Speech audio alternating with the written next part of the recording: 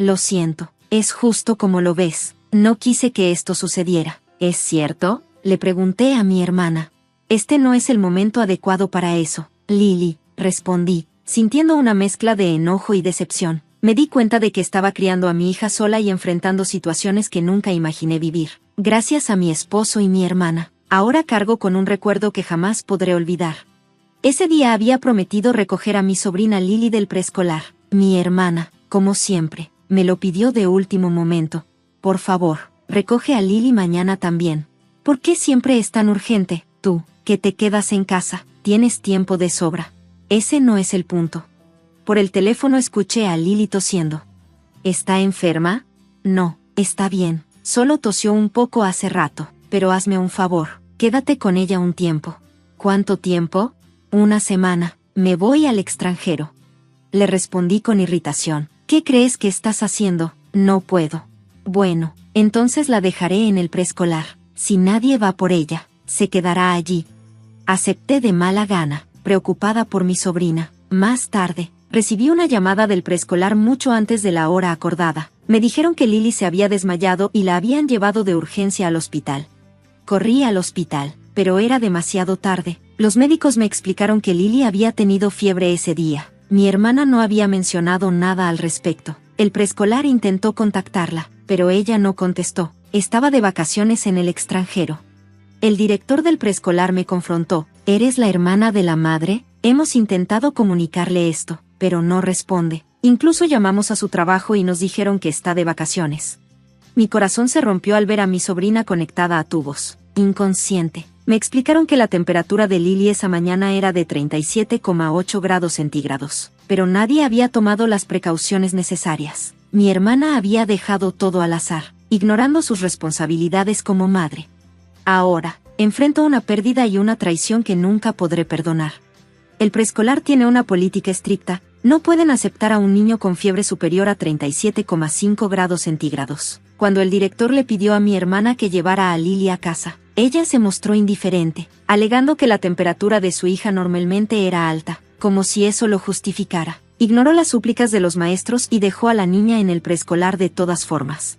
Más tarde, los maestros trataron de contactarla repetidamente, pero no lograron comunicarse. Cuando no hubo respuesta, llamaron a nuestros padres, pero ellos estaban ocupados en el trabajo y no disponibles. La única información de contacto de emergencia que figuraba era antigua, de hacía un año, y fue así como finalmente me localizaron a mí.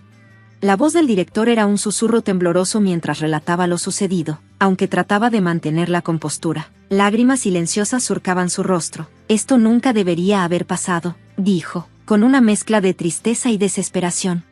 Me disculpé con el director y con el chaperón, agradeciéndoles por su esfuerzo, y los envié de regreso a la escuela. Inmediatamente traté de comunicarme con mi hermana. Llamé y llamé, docenas de veces, cientos incluso, pero nunca contestó. Mientras tanto, mis padres llegaron apresurados al hospital después de que los alerté.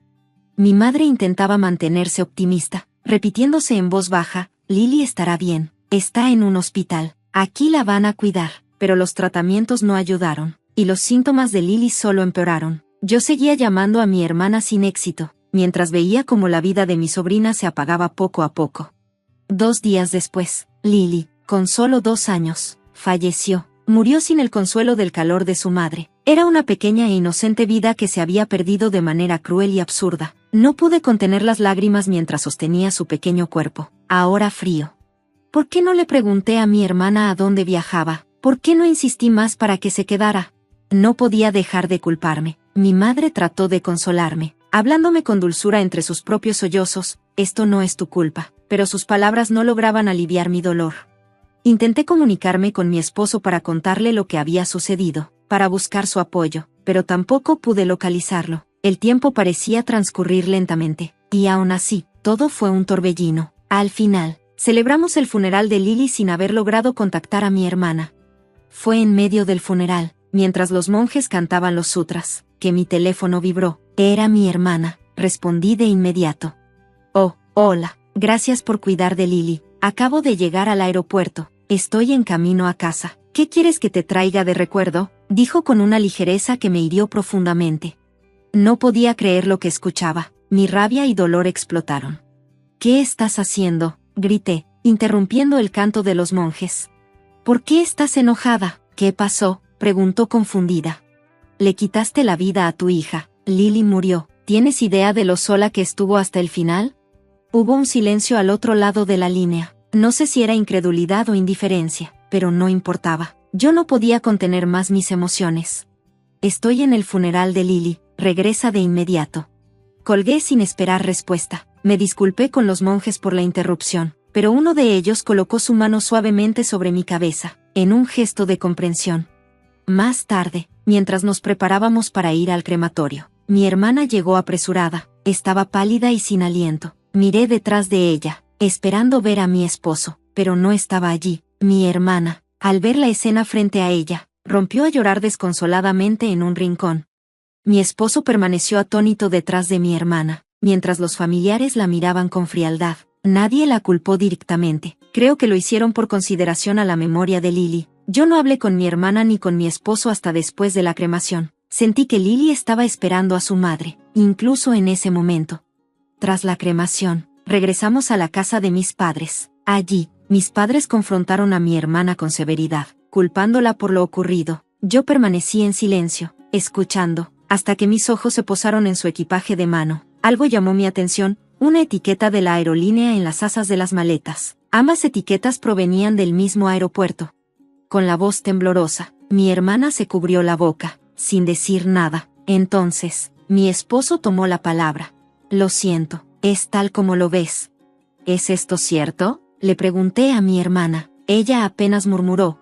Este no es el momento adecuado para hablar de esto. ¿No es el momento adecuado?, repliqué con furia. Lily acaba de morir. Tenías que anteponerla a todo, pero no lo hiciste. Cuando me di cuenta, estaba levantando la mano hacia ellos, pero me detuve. No era solo su infidelidad lo que me llenaba de rabia, era su comportamiento. Su abandono hacia mi sobrina era intolerable. Detengan sus lágrimas, les grité. No tienen derecho a llorar. Recibieron más de 100 llamadas mías. ¿Qué tan difícil era pensar que algo podría haberle sucedido a su propia hija, mientras ustedes dos disfrutaban de su aventura adúltera? Lily sufrió y murió sola. Nunca serán perdonados por esto. Lo siento, comenzó a decir mi esposo, pero lo interrumpí. ¿Crees que disculparte espía lo que hicieron? Ambos son culpables. Ignoraron mis llamados, abandonaron a Lily, y ahora su pecado nunca desaparecerá. Mis padres no me detuvieron. Mi padre, con voz firme, les dijo: no te atrevas a mostrar tu rostro otra vez, ya no eres nuestra hija. Mi hermana, rota por la culpa, se marchó. Más tarde se discutió su divorcio, en el que accedió a ceder todos los bienes compartidos y pagar la pensión alimenticia en su totalidad. Por mi parte, me divorcié de mi esposo después de eso. Sin embargo, nada de esto podía borrar el pecado que llevaban consigo. Ambos enfrentaron cargos por abuso infantil presentados por el director del preescolar. Mi hermana recibió una sentencia de 5 años, mientras que mi esposo fue condenado a 2 años, ya que sabía que Lily estaba en el preescolar con fiebre y no actuó. ¿Cómo puede la vida de una niña compensarse con solo 7 años de prisión combinados? Me sentía vacía. Han pasado 6 años desde entonces. Me volví a casar y tuve un hijo. Un pequeño que ha sanado mis heridas y me ha devuelto la esperanza. Nunca olvidaré a Lily, pero quiero ser una madre que siempre esté ahí para su hijo.